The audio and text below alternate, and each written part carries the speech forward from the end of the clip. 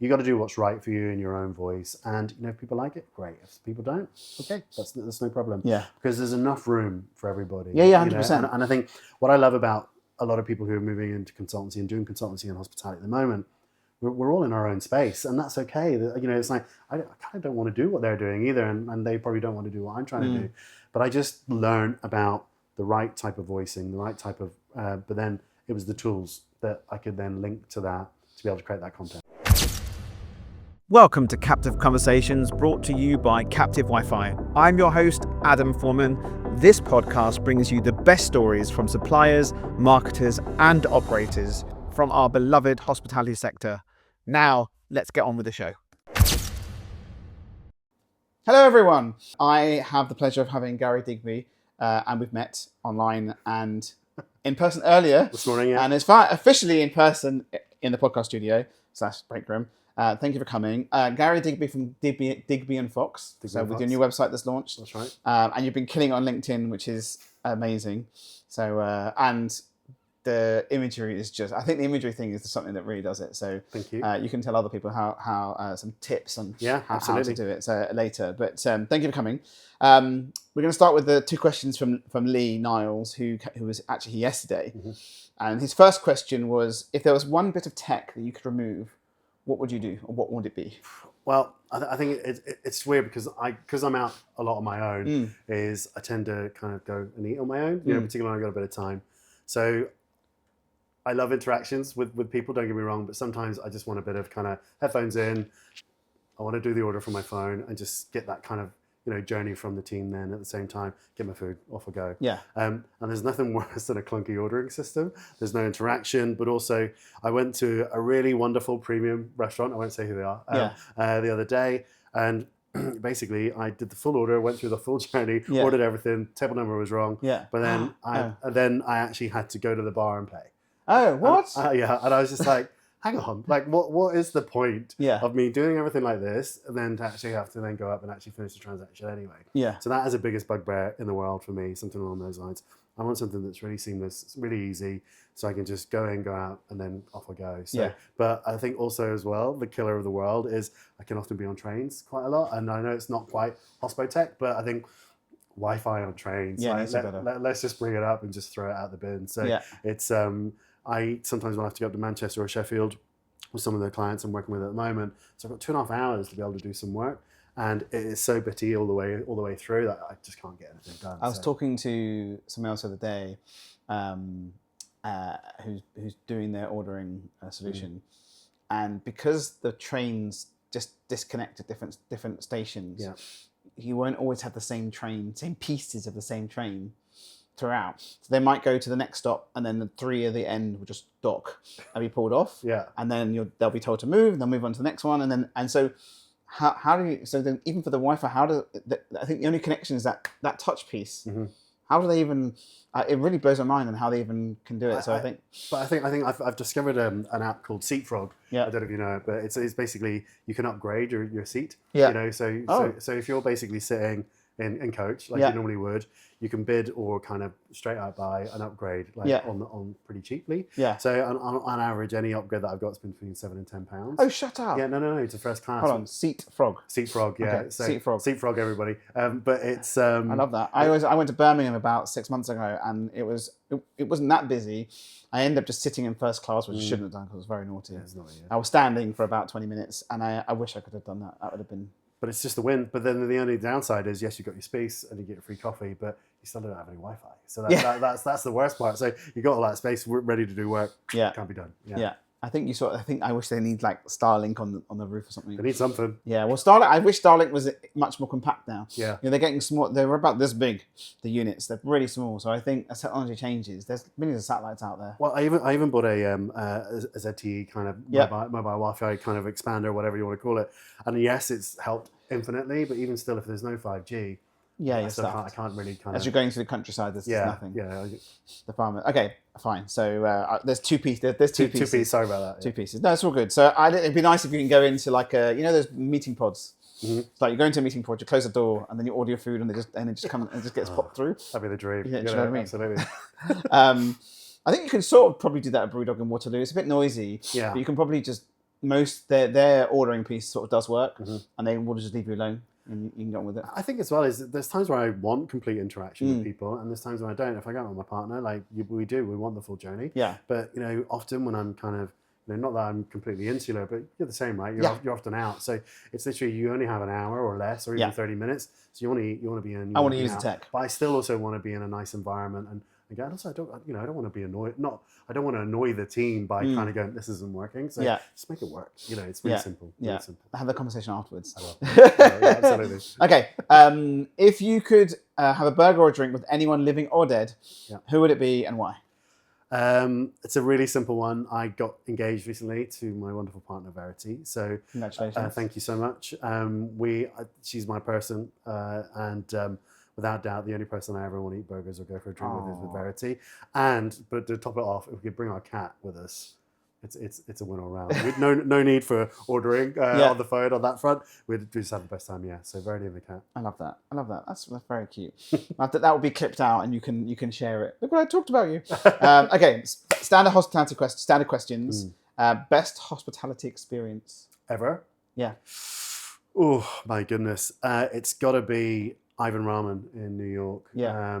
And I've had awesome things about it. I think he came over here and did a JV with Sessions, didn't he? He did, yeah. He did a JV with Sessions. Then I did one in a really upmarket hotel as well for a short period of time.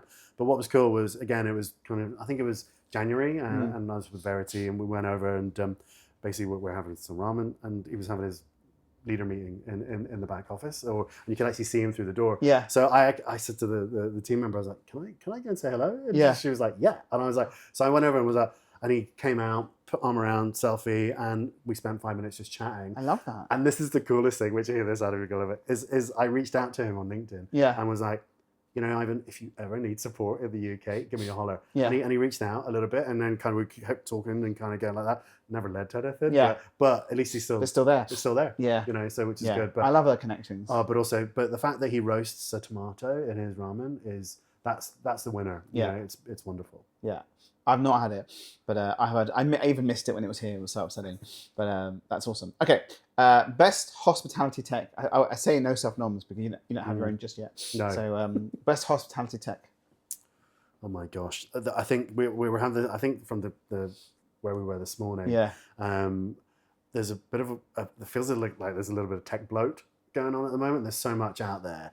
I think there's some people that I would always go to. For EPOS, it would definitely be Lightspeed.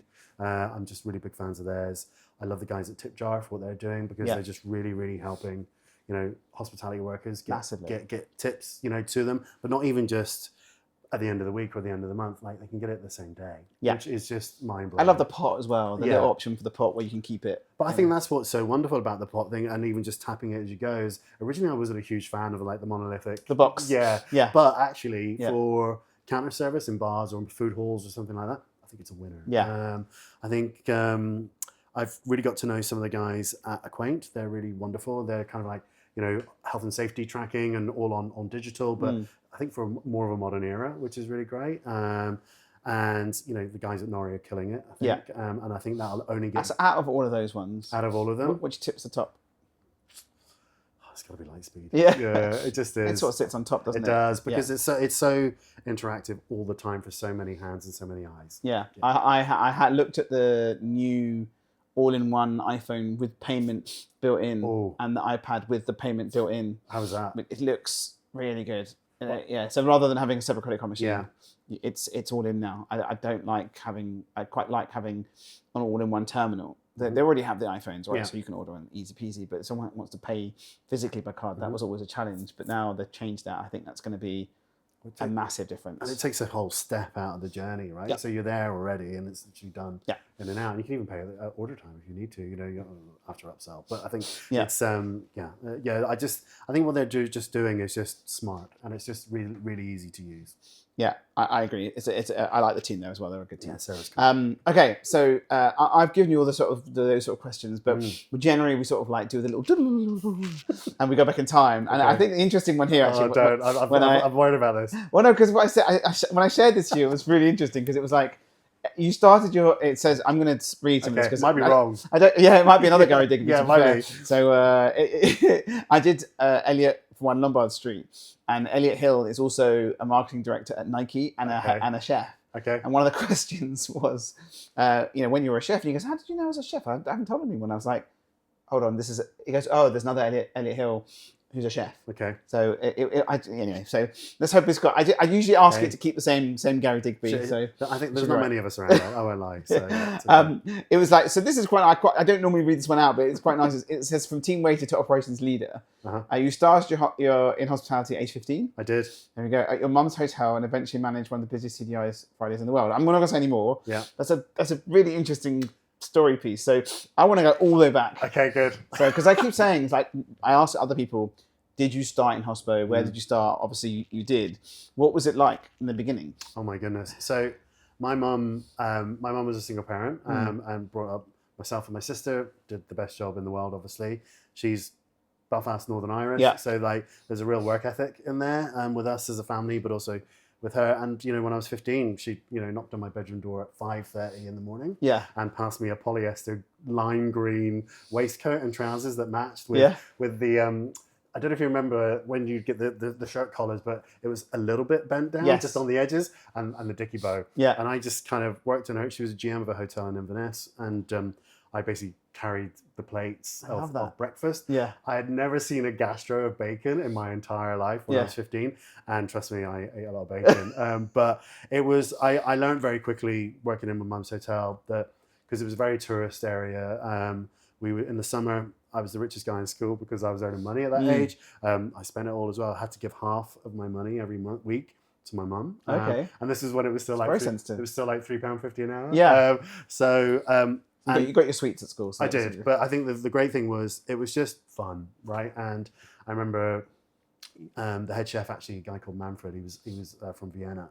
He turned around to me one day and said, "You have this, you have the thing." And I went, "What are you talking about?" And he went, "You love hospitality, right?" And I was like, "I have no idea." And he went, "Do you want to become a chef?" And I was like, "Well, look, I also want to go to uni." He went, "Well, choose." And I went, "Well, I'm going to go to uni." So I went to university instead. So I started there. Nice. Okay, so then, so you went from working there through school, all the way through school. Yeah. And then where was uni? So I went to university in Dundee. Yeah. And studied business studies. Yeah. Really boring. Used about 2% of it, I think, probably by the end of it. However, I would say the key things that I took from uni was a little bit of economics, unbelievably, when it came to writing schedules, law of diminishing returns and all that kind of thing. But then also the psychology side of it was something I got really into and loved that psychology side of leadership in the future anyway. Yeah. But then after graduation, at that time, my sister was a recruiter with Barclay Scott back in the day. And they were like trying to recruit everybody. And I came down to London. I was going to take a year out. And I walked into a TGI, the one in Leicester Square. Yeah. When it was there, across from the old Planet. That was the busiest in the world. The busiest one in the world, And rather than I had a 2-1 degree, I walked in and I was like, I filled out an application form in the bar and I was like, oh, look at this. It's like, cocktails and dreams. It really was. It was like that. It really was. The GM just the flares at the bar were like crazy. But like the GM at the time was this guy called Jonathan Grenville Gray, an absolute titan in the industry then. I don't know what ever happened to him in the end, but he was, scary as, but also incredibly, talented at coaching people. But I did a trial shift on a Sunday, got the absolute hell kicked out of me by all the bartenders. But they offered me an MIT role, $16K a year. I flew back to Scotland, got absolutely wasted on the flight, thinking I'm an absolute millionaire. And then 2 weeks later, I started work. Wow. Yeah, and did 3 months training in Leicester Square, 2.5 months back at house, because obviously Fridays at the time, in their kind of heyday, it was all about putting you where you needed opportunity to grow. Yeah. So they put me in the kitchen. So I spent 2.5 months in the kitchen, then a couple of weeks out front of house. And then when I moved, after my training finished, I actually ran a kitchen for 2 years. Oh, so where did they move you to? I moved to Kingston, not as glamorous, but Kingston at the time was taking about 100K a week. So on Fridays was, Saturdays were all about 25K. Yeah. The servers were on commission. That was the thing. So the dubs, as they were called, would get £1 an hour and 10% of all their sales commission. So, getting somebody to pick up a double was not challenging. Yeah. But yeah, it was just the training, the people, the culture. So what was your role in Kingston? I was back of house manager. Okay. Yeah. So, and I learned a lot in that period of time. And then, just kind of worked my way up to GM. And then I was there for about 4 years. So in Kingston? No, I moved around, went to Covent Garden as AGM, went up to Scotland for a little bit, and then came back and finished up in London. Yeah. What was your favourite one to work at? I think Kingston was a cultural, real kind of growth part for me, but where I kind of started doing well was Covent Garden, because it was AGM and it was so high profile. It was before, when Blue Water opened, this is really going back, Blue Water started taking like 250k a week in a mall, so that was just not heard of, really anywhere in Europe at the time. And that was the biggest mall in Europe, I think, when it opened. Yeah. But it was just, I think, you bled red and white, right? So, and I think when I came out of the kitchen, I probably was partying a little too much. And I remember my GM at the time, a chap called Ian Aldridge, he was wonderful. And he gave me my first real leadership lesson. And he was just like, Gary, you've got 2 weeks to sort it out. Like either fix it or you're going to end up being the busser manager. I don't really ever want to be the busser manager. So that was the first time I actually turned around and got the team together. I had 12 bartenders and went, this is what's been said to me directly.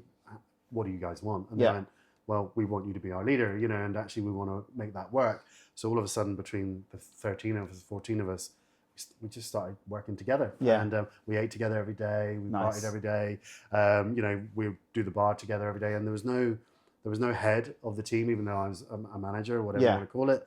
But we just did it all together. And we went from, I think, there was always gradings of the bar teams, and we were pretty low down.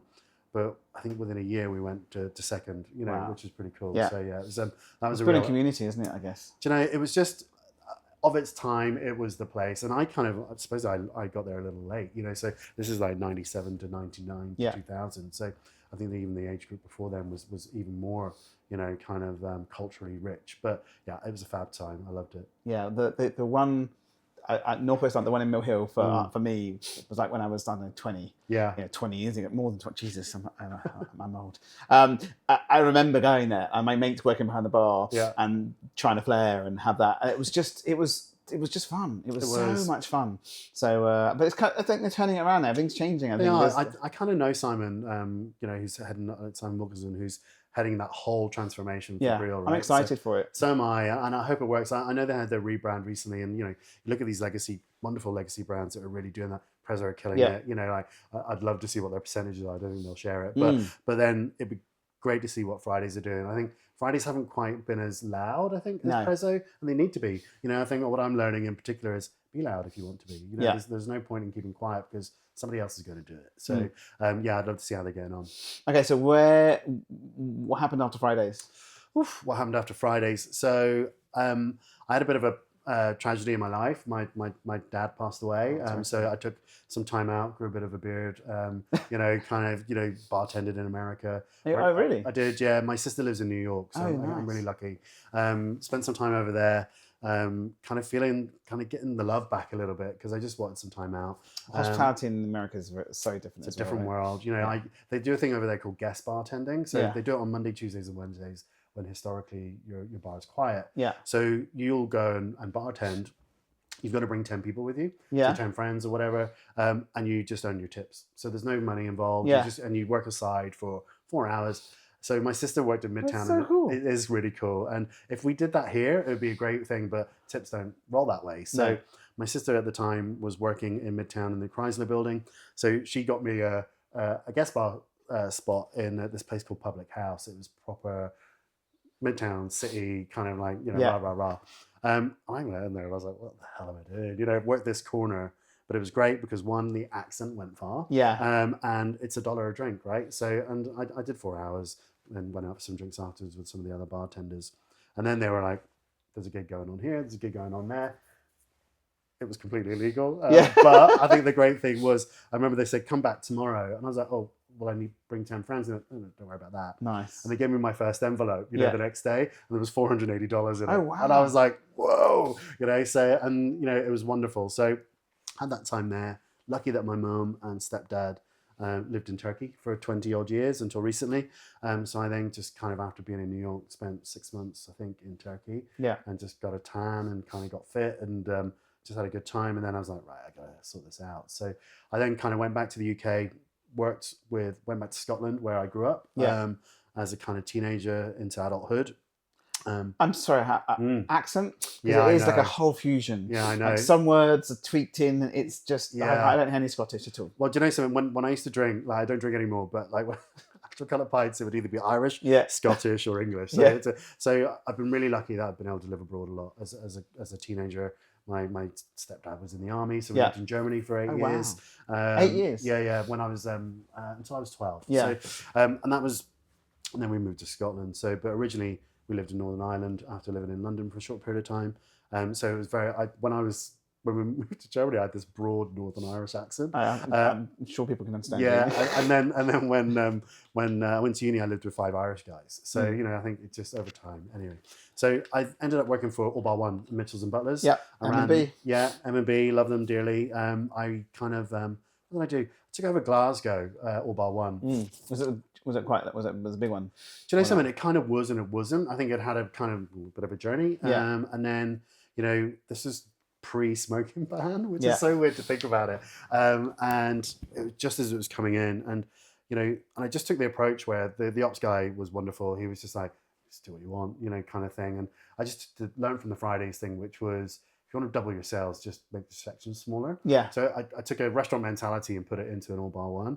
And again, we went from doing, I think it was 30K a week to about 50, very quickly. Yeah. This is 05, 06. And did you take the leadership stuff that you'd learned in TGIs? Absolutely. And again, so what I liked to do, which wasn't really an M&B thing, was I moved people around where their opportunity lay. So the managers who were out front of the house, I put them in the kitchen, and they didn't like it, but they, after 3 months, they were like, I really understand why. Yeah. So, because it's the engine, it's where you learn. And, like, I love to cook now. And that the 2 and a bit years experience back out I had, I think set me for forward. Because, cleaning a back dock at 7 a.m. when you're hungover and, somebody's smoking and, if you're not doing it, but getting somebody else to do it, you learn. Yeah, the appreciation's there, right? You do. And I kind of remember, I don't know if we're doing time, but I think, I'll share this story I've told many times to many people that I've worked with is are we all right? Yeah.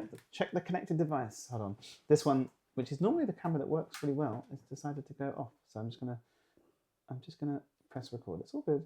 That one's still going. That's why there's no space on the memory card, you see. So just bear with me. No problem. This is my little camera that I just checked it a second ago with a previous one. What's this one? If I'm yakking on, just say I can always cut it short. No, you're absolutely fine. I need to get rid of that one, which I know I have. Delete. There we go. No, you got loads of time. Don't worry about the time. Okay, you got plenty. All right, here we go. Let's do record. There we go. Don't worry about time. Most people, it was about an hour or something like that, right? So it's all good. So I'll start that a little bit again. Yeah. Technology challenges. Yeah. Number 2. Right. So I'll tell you a little story that I've told. It's all right. I need to read that one over. There we go. Okay.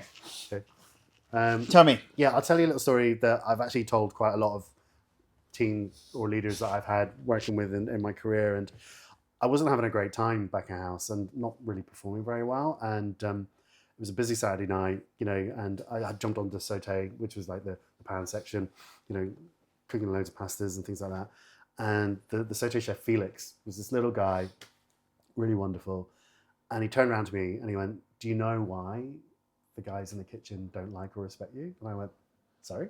And he went, "Do you know why they don't like or respect you?" And I went, "What are you talking about?" And he was like, "Come on, Gary." And I was like, "No, but I'm the manager, right?" And he was like, "Doesn't matter." He went, "Like, do you know how many kids I have?" And I went, "No." And he went, "Do you know what team I support?" And I went, "No." And he went, "I support Chelsea and I've got 2 kids." Yeah. And he went, "If you just spent a little time with each of us, things would change." And I kind of had a bit of it. That was probably a real self-reflect moment. And I've told this story often, but it changed how I led, like the next day. And rather than then going in the next day and go, "Who do you support? And how many kids have you got?" I just gave people time, that they either wanted or they didn't, and stood beside rather than above or along. And it's being part with the team rather than on top of them. It changed everything. We went from poor performing to high performance very quickly, and that was because I guess you could lean on people more, right? And they can lean on you. I think there's a big. It's hard. Hospitality is hard anyway, right? Kitchen's hard. Front of house, it's all hard, and it is. Yeah. It's not an easy job, but the gratification piece is there. If you're able to do good leadership, then it sort of drills down to the rest of the team, right? Yeah, and I think the thing that I've learned about leadership is it's not about me. It's nothing to do with me. I'm paid to do it, but it's about my team. And if my team can do well, then I'm going to do well. And it's not about, again, if I'm successful or not. As I like to think I've done well wherever I've worked, but I actually get the joy I get is seeing them develop and perform and do really, really well. Yeah, and it's something I've always cared about. So then, okay, so now we're at M&B. Yes. So how long you were at All by One for? I was at All by One for about 3 years. I then went over and looked after the Edinburgh site in George Street for a little while. And then I was dazzled and attracted to Tiger back in the day. Yeah. And which one? Glasgow. Glasgow. Yeah. So, and again, that was like, at the time, high volume. I think we took like just under 1 million in Christmas that year. Those venues were just crazy. Well, people would go in at midday and leave at 4 a.m. So during Christmas in particular, and it was a very Christmas-led base. And I think at the time it was they knew what they were doing, and it was smart. It wasn't quite the level of quality that I prefer as a leader. I think it's hard to lead something or sell something if you don't really believe in it. And I think so. I was there for about a year, and then learned. But I did it. I've been quite specific about places where I've worked, so I could get experience in that sector of the market. And that was late night, and I hated doing late night. Yeah, absolutely hated it. And like I said, lots of very drunk people. And then I kind of after that time, I moved back to London actually, and went to work for Geronimo Inns, which is now owned by Young's. It was I think 12 or 13 sites at the time, and there at that time as well they had pigeon on their menu, and no one really did. And it was during the recession crisis, and at the time, again, the owner, Rupert Cleverly, wonderful guy. He was involved with Hennessy and also, what are they called? Hippo Inns, and like really, really kind of a bit of a visionary, super rich, wears really pink trousers, but gets it and knows what people want. Yeah. And during that time when it was, again, this was a brilliant learning where everybody was cutting, everybody was like saying, slash for labor. He was like, here's another 5%. Wow. And we were like, why? And he was like, well, because, if you nail Monday through to Thursday with 1 or 2 extra people on, people who are out have the money to spend, but they'll remember and they'll come back. And they did. And we were in double-digit growth, during that period. So I was really lucky with Geronimo. I worked at Heathrow for them, believe it or not, and ran their Terminal 1 site when it was still there. And that was a beast. But again, put the restaurant mentality into a pub in an airport and hired hosts, buses, rather than it being a pub and order, here's a spoon, order at the bar. Yeah. My goodness. So our sales pretty much doubled. So interesting. And then went to look after the Bull in Westfield. I think it's still there, now Young's. And that was great because, places like malls, places like airports, they're so formulaic. And if you nail that formula, but add the hospitality to it. Get the consistency in there. You will absolutely nail it. So again, downstairs in the Bull, if I remember rightly, we had a bar. There was like a centerpiece bar. I don't think it's there anymore. But I hired 2 drinks runners, and sales, go up, and it just made that little extra touch point for people. And it was a great experience at Geronimo. So interesting taking the restaurant idea into wet-led. Right. Because back then there wasn't the technology to do it. No. But you've added the concept of bringing the buses in, bringing an easier way. Yeah. It's just turning and burning. Yeah. And something, I think you probably take the heat on labour initially, but it works. Yeah. And it kind of still does as long as you really nail it down. Yeah. And just about taking that risk at the right time to ensure that it happens. I wouldn't do it in every business, but I think places like the Bull and the Teen Goose, as it was called in Heathrow, they were screaming for it because there was money on the table being left. Yeah, and people are waiting, right? Yeah. And if you can get the drink in before they're going to run. Well, it's a little bit like, some of the things I've seen recently is that, I definitely want tech to be able to, if I'm ordering a table, I want to be texted within 5 to 10 minutes. Yeah. Like, do you want another round? Or yes. Or just press yes. And, to reorder. Yeah. And I'm like, cool. That's because you'll get, nobody's done anything, right? No. But you'll order it. Because 100%. The amount of times that my wife will ask for that second glass of wine, and she looks up and they're not there, and she's nearly finished her food. She wants to eat it with her food. It'll be missed. Or that cocktail. My friend's waiting for the cocktail, hands up waiting, when they could have just, and they won't necessarily. If they're scanning, they might not do it. But if they get prompted, I spoke to someone a little while ago actually. they got some high-end restaurants, and we were talking about an e-ink tablet on the table. It's not like an iPad, so it's not bright in your face. But imagine having an e-ink tablet that just prompts you.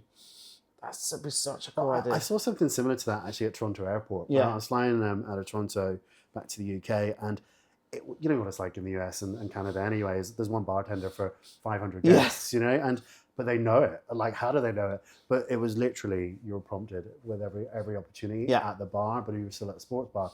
And it was easy, and the food came, and it was delicious, and the drink was nice, and all that kind of stuff. But again, we just don't have that quite yet. Yeah. But I think the other point to that is if you think about the, you know, ordering screens or QSR screens that you can go to, and you know, it's that silent upsell that you'll do anyway. Yeah. And you feel if I was prompted, do you want that side of fries? Yeah, man. Yeah, of course I do. Absolutely. You know, so well, the nice thing is on the kiosk thing is that no one's really looking at you. No. So the ATV, obviously, I think it's like 40% ATV, whatever they call it. It's really interesting because I've actually seen my friends as well. I'm like looking over at what they're doing. It's like, oh, the extra. I got the large. Yeah. No one's seeing. I don't want to say it out verbally, but I go for the large. No one's going to see it. I won't tell anyone. I'm just getting, and then you go collect it. So it's very interesting on that sort of side. I think the only challenge that we've seen is just loyalty on kiosks is still there is a new kiosk over here. It's a Dutch company called James with a Z, and they've done some really cool stuff with the loyalty in the kiosk. So if you scan, for example, you get this sort of animation that comes up. Okay. No clunkiness. It's just all integrated. Yeah. I want that to be here more prevalent. Yeah, but I think I don't use kiosk screens very often. I don't eat a lot of fast food, right? So I think my body's a temple, but it has to be sometimes because I'm getting to that point. But I think the only time I'll ever go to, like, I don't go to McDonald's very often, but I'm telling you now, you go and get a double egg McMuffin, sausage egg McMuffin, no bun, no, and the cheese. Yeah. Protein wise, it's great for after a workout. Yeah. So you do that on the kiosk, it's wonderful, and off you go. So but again, even when you do that, it's such a great, you know, institution like McDonald's it's a forced upsell rather than a natural one. Yeah. So you add this for this, add this for that, and the only kind of thing I've ever seen at the end is, do you want to add money to charity? Yeah. There's nothing worse when it comes to kiosks and the old, you know, W.H. Smith style. Do you want a block of, you know, chocolate to go? Yeah. Oh, please, no. But I think, but I can't even remember where we got to on that. But I just think it just needs to be a bit more seamless and natural. I think that's what's missing, a bit organic. But the time after Geronimo, I had a wonderful time with those guys. It's really cool. I loved that I could wear Converse every day and all that kind of thing. And then I did a bit of a short stint with SSP, Select Service Partners. I kind of was used to travel hubs, you know, so I helped support the teams at City Airport and also Stansted when it was during the refurbishment. And actually, we were the first people to put a kiosk in Burger King. Really? At Stansted. Yeah. And it just blew up, you know. So I think it was like an 80K uplift in 1 week. Yeah. And then and then I went back to M&B, you know. So you went back. I did. They were like, my old RBM or area manager had become an RDOD, and he said, "All right, diggers, you know, what are you up to?" And it kind of went from there. So I spent some time with their PCP brand, which is the Premium Country Pubs. Okay. And their Castle, which is their unbranded business in South London. And that was great. Yeah, I had a great time. And then after that, I had a wonderful 4 years at Copper. Copper Clubs. Yeah. How did that happen? Was it just a... It was kind of like a lot of roles that you tend to get, is people you know. Yeah. You know, and the people director was fresh or not long into role, and I knew her from a few years ago. She's still there, Becky Rose. She's wonderful. Yeah. And she went, look, do you want to come and do a 3-month stint and help us clean up our ops? Yeah. You know, go to Tower Bridge, because Tower Bridge is a huge site. The igloos turn over a huge amount of money. And I went, sure, yeah, I just wrapped up with M&B, and I was like, yeah, why not? You know, so spent 3 months, and then that turned into 4 years. 4 years? Yeah. Helped navigate COVID. We scaled, you know, grew an ops team, all that kind of stuff. So it was really wonderful. So talking about that, because that's a long time. What were some of the challenges when you hit into Copper? What did you see there? Because it's interesting outside coming in to that. Were you just at that, or was it more? Was it a holistic overview for the group, or did they? It was predominantly for ops at the time. Yeah. Because I think, you know, I think they were just going in the right direction. The CEO, Sue Walter, she's now CEO at Kensington Roof Gardens, wonderful leader. I haven't been there yet. Oh, it's wonderful. I used to run events there back in the day. Did you? Yeah. I met her for coffee a few weeks ago, and can't wait to see it. She's wonderful, honestly, and she just knows that business inside and out. Flamingo's not back though, are they? No, as well. The flamingos aren't back, are no, they? No, definitely not. No. Love the when they had the flamingos there. Sorry. but with Copper, I think they'd gone from 2 to 6, and just want to change of leadership, and then what does that look like? So, but there was a disconnect from the ground, to the support team, and that was nobody's fault. It's just the way it morphed. So, actually spending... It's difficult when you go from 2's not too bad, right? 3's not too bad, but to 6? Yeah, it's the number, isn't it? Anything over 3 and you're not quite ready, it'll wobble, So I think I just helped understand. I spent more time on the floor for the first few months, and particularly in Tower Bridge, leading the team there a little bit, but also seeing holistically how we could improve ops. And then, as I said, Sue actually left the business, and then Ishai Markov, who's now the MD Soho, came in with Andy Bastidoni. And it was just like, we want to scale quickly, so let's do this, because Andy and Ishai had done that at the Ivy. Yeah. So kind of a little bit under Ishai's wing, but also kind of just really working alongside of him. He was wonderful because he's pretty impressive when you see him in his guise of premium eye. I always thought I had a good eye until I worked with Ishai, and then he was just like, what are you seeing? Every conversation, what are you seeing? What are you seeing? Awesome. And it was just like a real eye opener. Good learning experience as well. It was. And then the conversation stopped one day, and I was like, oh, you're not asking me? He went, you've got it.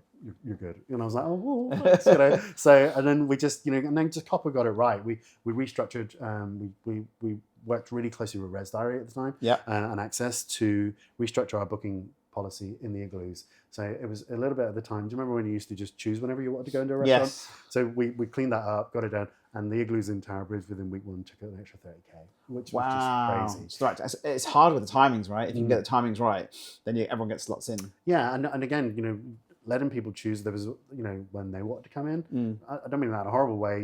People can choose whenever they want to come in. But this is also when post 9 o'clock was still a thing, right? Pre-COVID. Yeah. But you'd have a gap at the table, so if there's an hour gap in between sit-ins, you're losing money. Yes, you can say, oh, hey, I've got a 2 but you've got to be off in 45 minutes. Yeah. It's not an experience. No. That's a sit down, we'll take your money, cheers, and that's not quite what Copper is. Realistically, from Hugh Osmond and from the team, if I remember rightly, is the goal was always, we want to be like a members club without the fees, and be open for breakfast. It does feel like that, though, doesn't it? It does, yeah. And it's the right thing to do. And Hugh's really visionary on what he wants there. And I know with the team now, with Mark's gone in as CEO from Young's. He'll absolutely kill it really well and make it. So where do they get? How long were you at Copper for? 4 years. We got. It's quite a similar stint of the 4 years thing. Yeah. You like the 4 years? Well, I think. Do you know something? I think 4 years is a good time. That's a great amount of time. I think it is, and I think what happens is year 1, right, is always about, do I fit in? Is this the right place for me?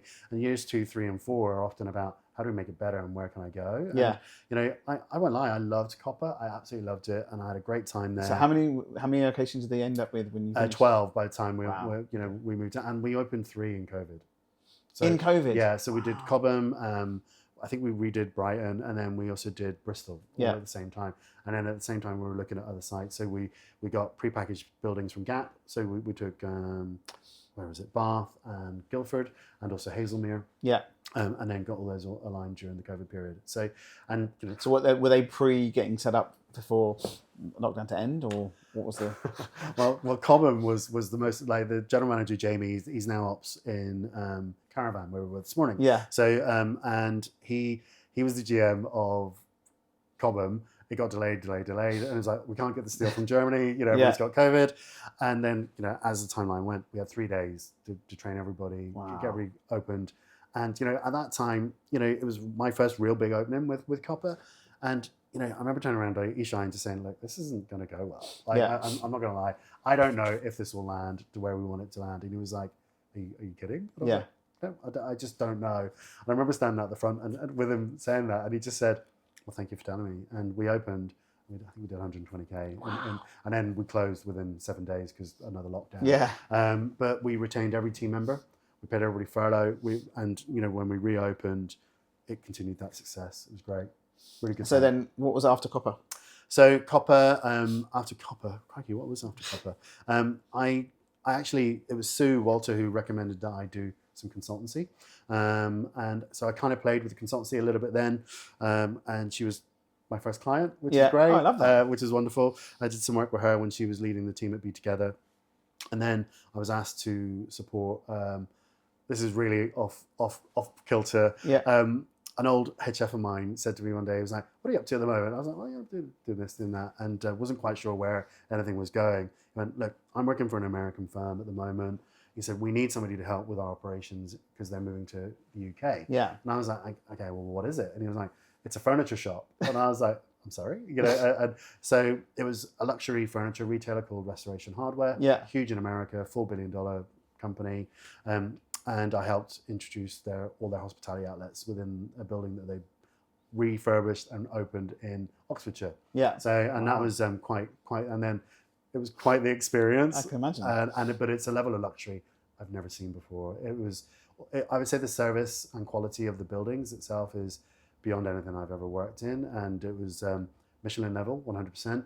The food is actually more comforting. So the CEO, Gary Friedman, there's Haagen-Dazs and caramelized bananas on the dessert because he had that when he was a kid, and that's really important to him. And also Susie's birthday cake that gets shipped over from America because it's only made in one store in the US. And it's just honestly another level, but it was the level of service. It was, when we were talking this morning and listening to the guys at the event this morning, it was taking me back when they were talking about those touch points and what they taught you at RH was how to manage a table, but without knowing and not knowing you're there. Yeah. And moving things around and not being scared to move a water bottle if you need to put a plate down.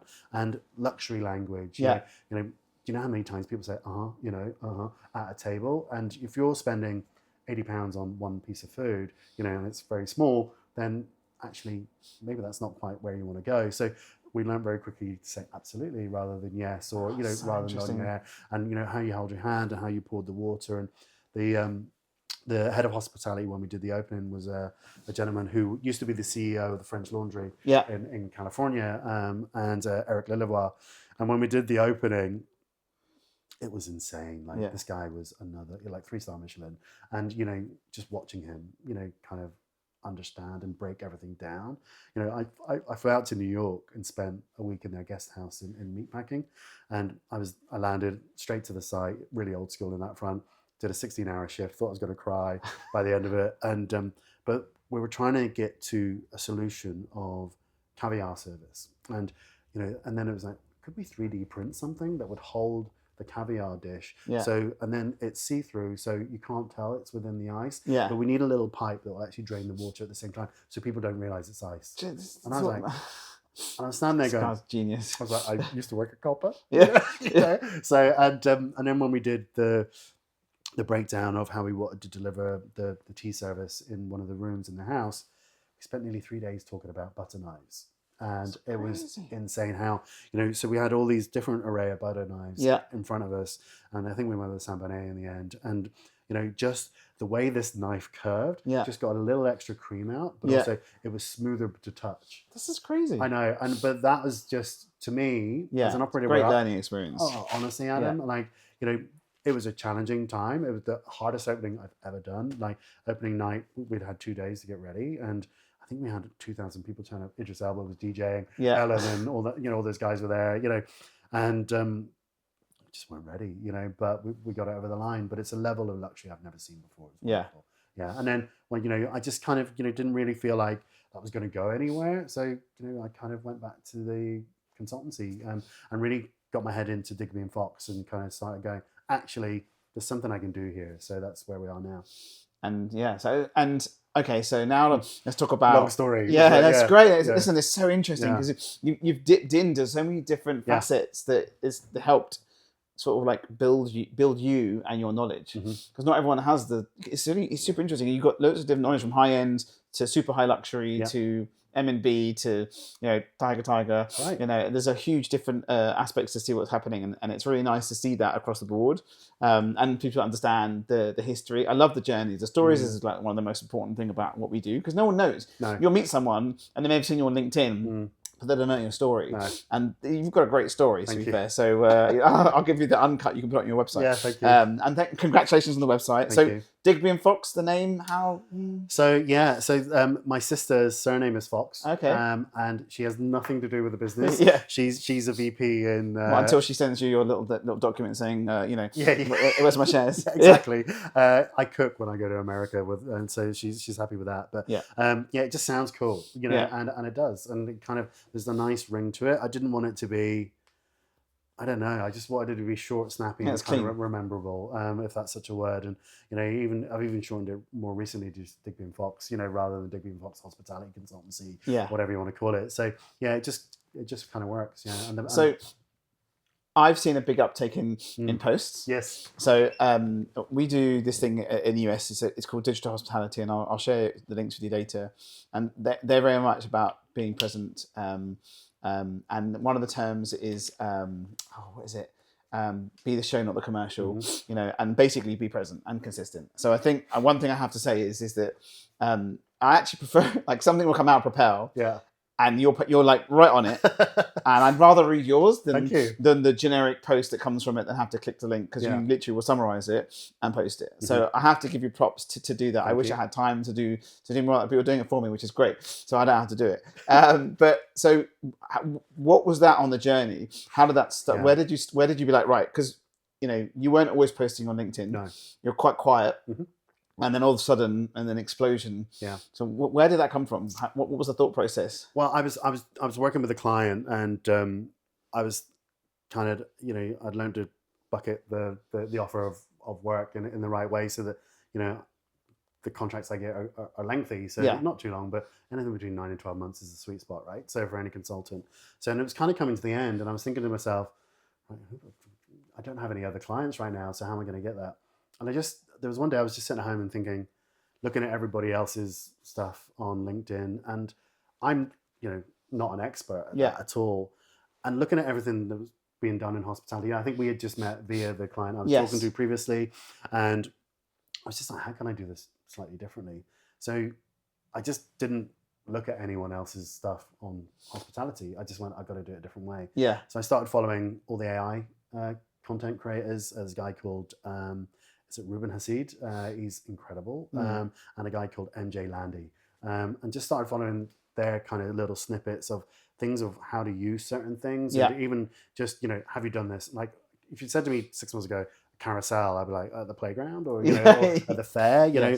And, you kind of then and then I started following this incredible marketeer called Amelia Sordell.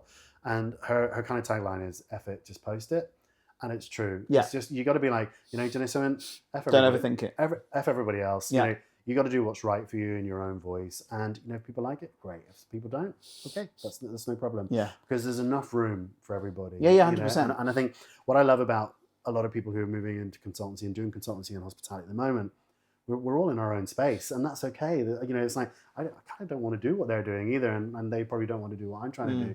But I just learn about the right type of voicing, the right type of, but then it was the tools that I could then link to that to be able to create that content. Yeah, no, it's really, I really like it. The imagery, I will say, is something, probably one of my favorites out of the other ones that I've seen. Some of the videos are so hilarious. I've done some, we sponsored the CompSoc event, and we did the Wi-Fi there. And I was trying to create I was using Sora. I was trying to create and I got a really good prompt, trying to create someone like in a competitive socializing venue. And I got a really good image created, so sort of did a beautiful image, and then I asked it to convert it into video. And the first 2 seconds were awesome. Yeah. And then in the 5th and 6th second, the woman had morphed into a man and had 2 elbows. Oh, nice. So I was like, this isn't going to work. So it's really difficult, but there are some really, there's some new, much better tools out there. It's kind of, there's also a part of you where you don't want to share it, right? Yeah. But actually, what I've learned from doing stuff on LinkedIn, you start sharing some things and actually people appreciate it even more. Yeah. So the animator I use is called Kling, Kling AI. Yeah, Kling's great. It's incredible, and it has a link to DeepSeek to create a prompt for you from that picture. Oh, nice. And you can tweak it anyway if you want to. And it's just, so all my images are doing ideogram. Yeah. And there's a chat GPT within the GPTs that help create the prompts for ideogram. Yeah. But also, I went to an event with 68 people not too long ago. I think it's Charlie, who was kind of leading everything on AI. And what's really made it a lot easier, he spoke about dictation rather than typing. Yeah. You know, because one, it comes in your brain quicker, and also it can go there. Very interesting. So rather than using actually the dictation on ChatGPT or whatever, is Whisperflow. I don't know if you've seen it. So Whisperflow is basically a dictation tool, which they're building an app for iPhone at the moment. I wish they would do one for Android, because everything I use Windows or Android.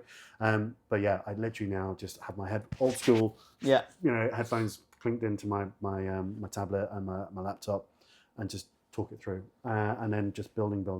I love that. That's really clever.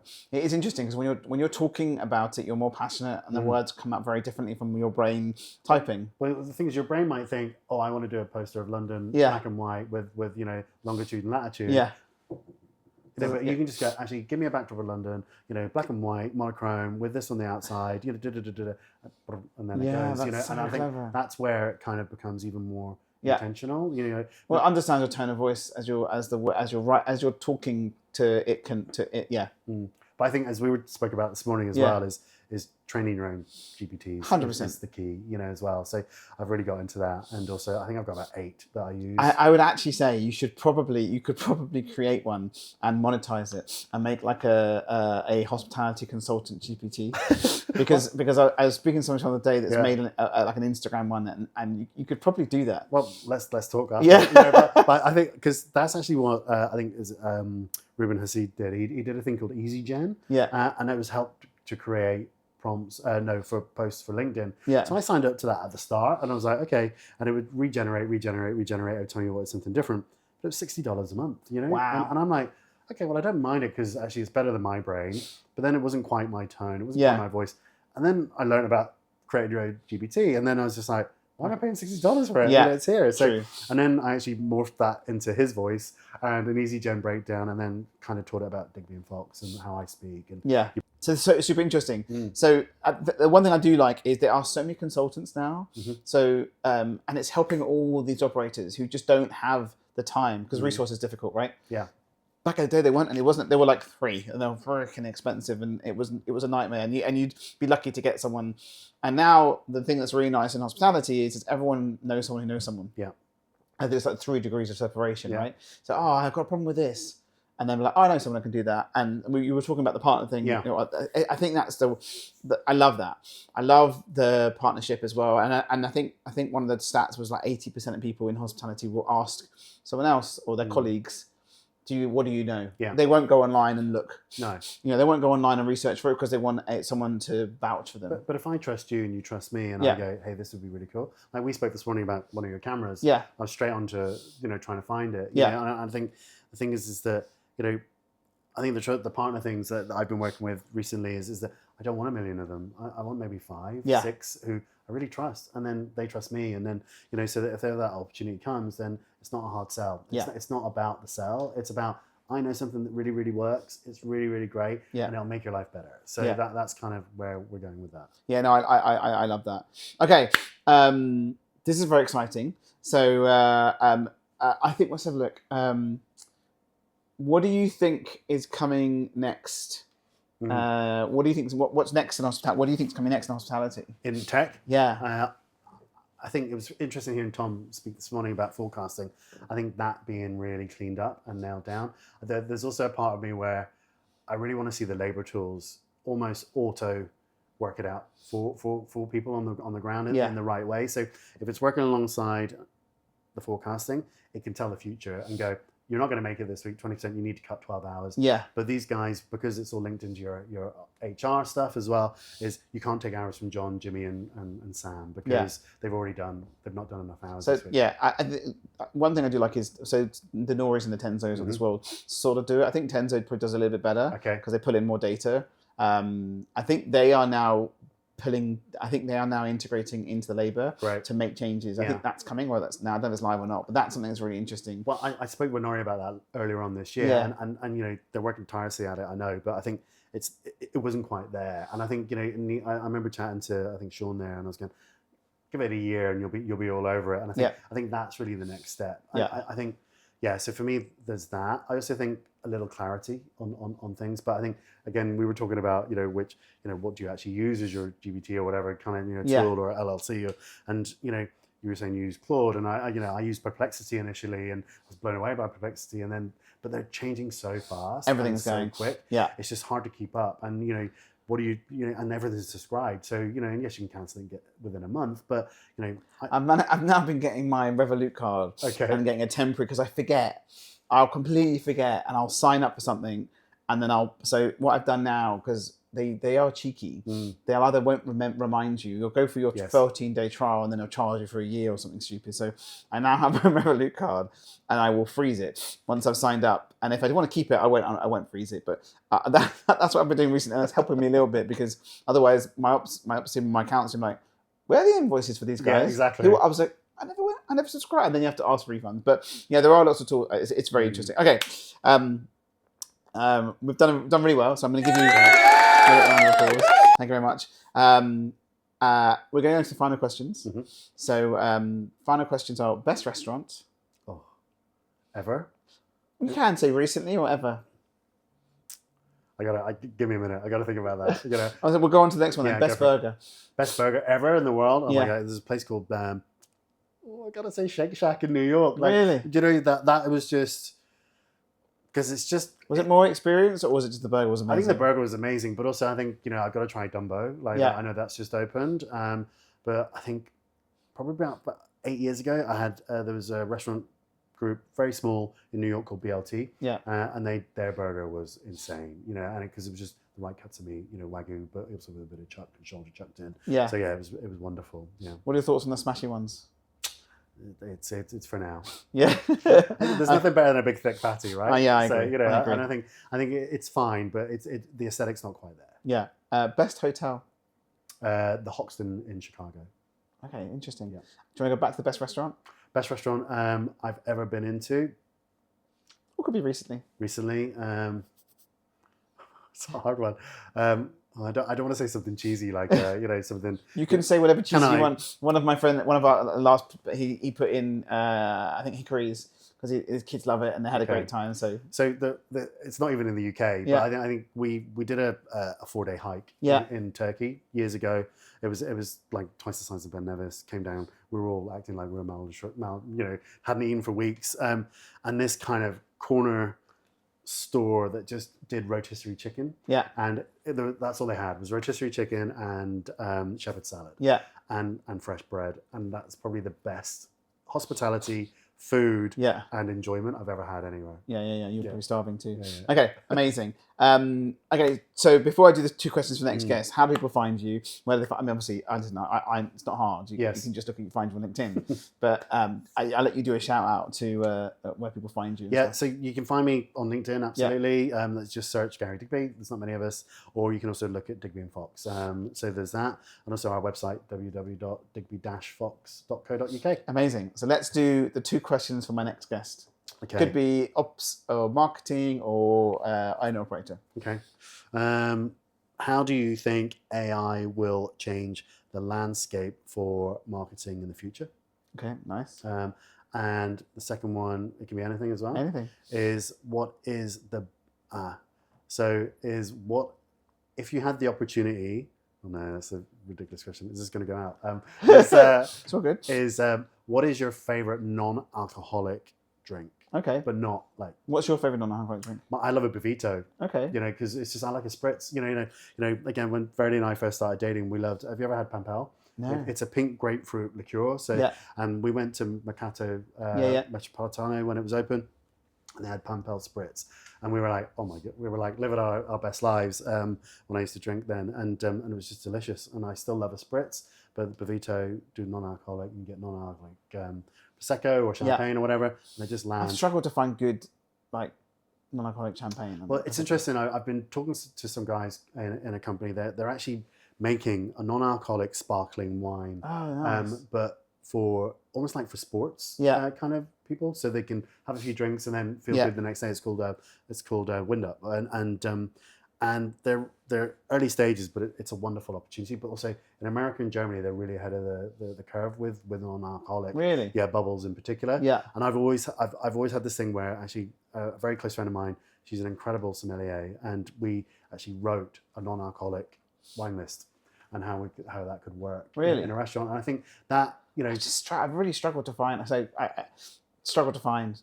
I might have to hit you up with some. But you know, so I think the thing with that is I think there's a gap in the market with that, and I think if you beers is easy. Like beers, there's loads. There's loads of non-alcoholic beers. There's loads of zeros. Yeah. I think there is. You're right. Huge gap in the market to find a good. But I would love to run a little space or oversee your own or whatever, or see someone do it where there's no alcohol whatsoever, and it is literally all low, not even low, all non. Yeah. You know, and like 3 cocktails, you know, let's not go too mad, but a really wonderful curated wine list with all non-alcoholic. Yeah. And a couple of beers, you know, if you really, really need it.